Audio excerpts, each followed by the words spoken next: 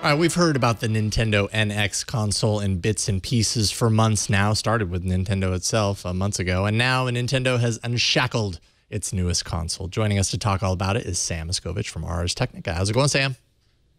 Hello, hello. It is going Nintendo crazy for me today, so I'm really happy you guys caught me. Excellent. We are too. Because whenever there's Nintendo news, I can't get sleep the night before. It is Christmas for me. Anytime the Big N shouts that Mario is about to bring something into my stocking. And today, Nintendo did not disappoint with the reveal of the Nintendo Switch. Now, I don't know what you guys were already talking about. I was actually just writing another fan letter to my Nintendo Fun Club newsletter. But if you did not catch the reveal this morning and you hadn't seen most of the rumors and news that had leaked before, the Nintendo Switch for, gosh, almost a year has been known as the Nintendo NX. It was the code name for a brand new home/portable system, a home portable hybrid. And the news leaks that came out suggested pretty much everything we saw today. A 6.2-inch screen, give or take, we don't know the exact figure yet, that has controllers that can either stick to the screen or can be taken off of the screen. Now, you can be at your house using these little two paddles, which are called the Joy-Cons. Joystick controller. It's a strange shrinking of the name. But these little Joy-Cons can either stick to the screen, can be attached to a little dock that then appears to be a charging sort of unit that actually charges these little small paddles, or can be held one at a time and handed to multiple friends so that two people per system can each hold their own little controller, which at that point becomes a little bit smaller, more like a Super Nintendo controller with a joystick on one side and the A, B, X, Y buttons on the other. In fact, it's sort of clever. If you are looking at the screen and you're seeing this video, you're seeing the left hand and the right hand are essentially the same buttons, but instead of having that old style D-pad, that little cross, you have four little circle buttons on both sides. So what would be a D-pad on one hand becomes the A, B, X, Y. Anyway, this video reveal shows a bunch of 20-somethings clearly not happy enough with their lives. When they're doing a thing, they have to be playing a video game related to it. Going to the go-kart track is not enough. They need to take a break between go-kart laps to play Mario Kart.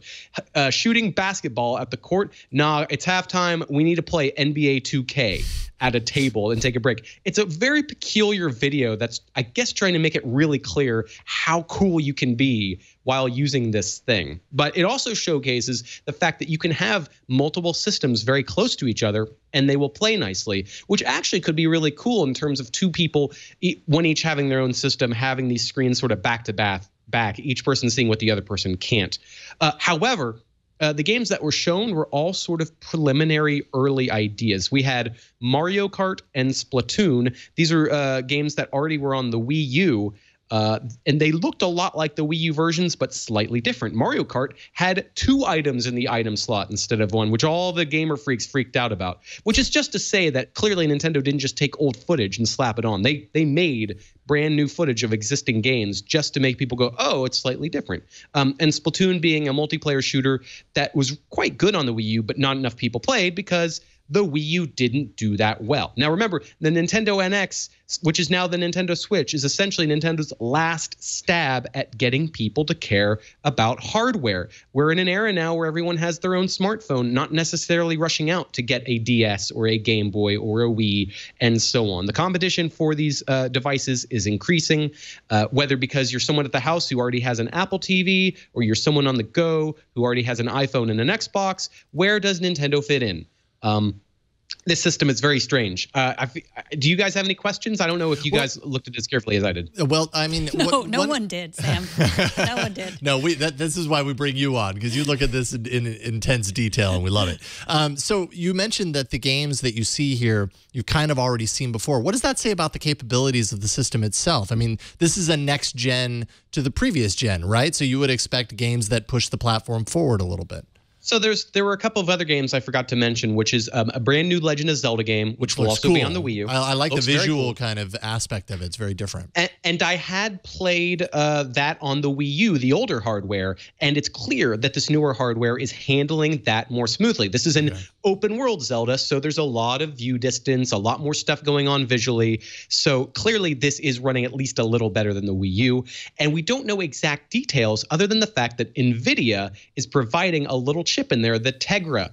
The Tegra is powering some of NVIDIA's portable products already, the X1 generation of that one, which is to say it will run some older games, and the Half-Life and Portal games were actually ported to Android and use the NVIDIA Tegra to play an Android version of some of these 3D games, which is to say it's a perfectly fine portable 3D chip. It'll power more by default than your smartphone might.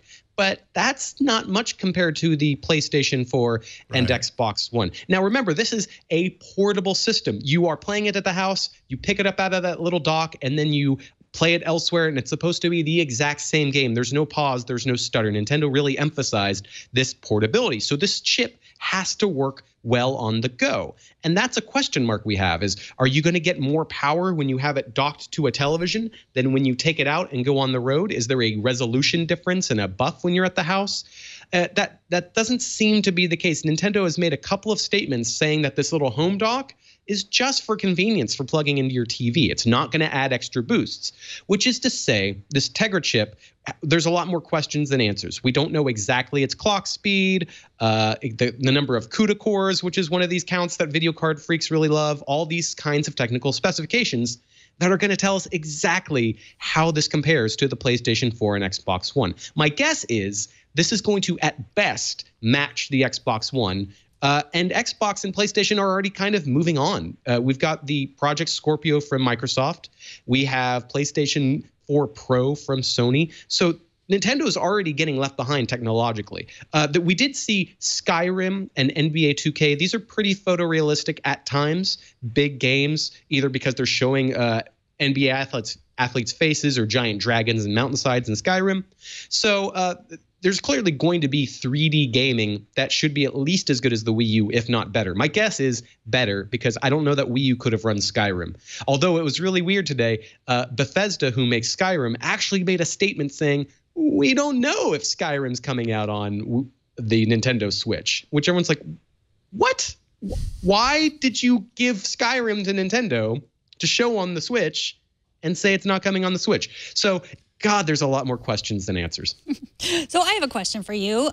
Do you imagine yourself like taking this to all the many roof parties you attend in Seattle, like we saw in the promotional video? Like, is this something you can really imagine taking out in the world and playing with others? They actually, all that footage was me with all of my different friends in all of my different outfits. That is the life I lead with my portable gaming. I just really love the woman at the party who goes to the party. She's playing Mario, and then as soon as she gets to the party, she's just middle fingers to y'all. I'm going back to it's just a strange thing. It was a strange demonstration, but I do think that a Nintendo system, if it's going to be underpowered in a portable age, in an age in which I expect my technology to go with me, and in which perfectly good 3D processing can be shrunken down, I'm a 3DS kind of guy. I like portable gaming. So I kind of like this as a grown-up way of saying I still have my Game Boy that can play legitimate, high-speed, high-fidelity 3D games. So, if it's running at a lower resolution but is still cranking out stuff that looks kind of like Xbox One, and more importantly, plays at the same level as Xbox One. If I could play Red Dead Revolver 2 or Battlefield 1, if I could play pared down versions of those on the go on a nice, comfortable Nintendo kit and be able to snap the extra controller off, hand that to a buddy when I'm out and about and be like, we're doing 2-player now, bro.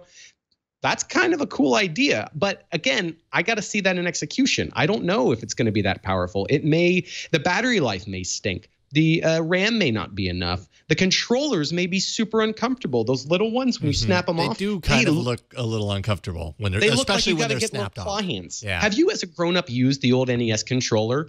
It is much smaller than you remember because it's so and these seem even smaller than that with the things off center. So it's just like Nintendo, I'm not quite sure what you're doing, but you're going to have a new Mario game, so I'm going to come along for the ride to at least some extent. And I think that's the exact mentality like that works for a lot of people who have a history with Nintendo. But you know what's not going to work for a lot of people? It doesn't appear to have a touchscreen. Right, that was my next question. Nothing in the video shows anybody touching it. And so we reached out to Nintendo and said, hey, is there going to be touch? And they said, we have no answer to that question at this time. Stay tuned. What? That's not even, if you can go on Alibaba right now and mass order capacitive touch panels for these kinds of screens for like $2 a pop. That's a simple answer. Yes or no. Yeah. Can you touch it? Unless they're about to reveal some incredible, crazy touch interface, the video and the sort of analysis I did make it clear that touch is not going to be primary. This is not going to be a touch system. This is not going to be a Wii remote wagging your hand around system. This is not going to be an interface gimmick system. The gimmick is that you take it out of the house and that it's high performance on the road, supposedly. The gimmick is not how you touch it, how you control it, how you tap it. Old school buttons. But I just think the lack of anybody just tap it, hit the power button, hit OK on the screen. That would be such a simple thing. And I think a lot of hardcore gamers will go, great, I hated the waggle, I hate these gimmicks, but I really think that there's a big segment of the audience that's going to look at this and go, why would I get a touchscreen why would I get something that looks like a tablet that I can't touch? Why do I need another device cluttering my life that isn't going to do everything? If I could just get this one thing that I can hand to my kid, tap for Netflix and tap for this and do all these things, I think this is going to be a big pain in the butt for Nintendo coming down the road unless they turn around and make it really clear that they've got touch. But the games, for sure, one screen kind of gaming, and you have to be able to play it on the couch, meaning if you don't have the screen in your hands. So do not expect anything more like the DS or the Wii U, in which touch was an integral part of some of Nintendo's most creative games. It's a weird move, and unless they have another DS coming down the line, or unless they're really going to push forward with more smartphone touch kind of gaming, this could be the end of a touch era or just a completely different kind. It's a surprising question mark. I didn't see that one coming. Yeah, no kidding. Sam Machkovech, love your energy with all of this, all the gaming news, and especially with Nintendo, because I feel you. I want to play this. I've got questions though, and I'm sure the minute it's out, you're going to be playing it, and you'll have answers to those questions. So thank you. Supposedly, it's still coming in March, and maybe before then, we'll find out a price and what games will be on it. They did announce partners and things, but you're right. I'm too excited. I'm going to go light some candles. I'm going to light some candles, sit in the bath, and have some pleasant Mario dreams. Excellent. Sam Machkovech, Ars Technica, always a pleasure. @SamRed on Twitter. Thanks, man. See you guys. All right. Have a good night.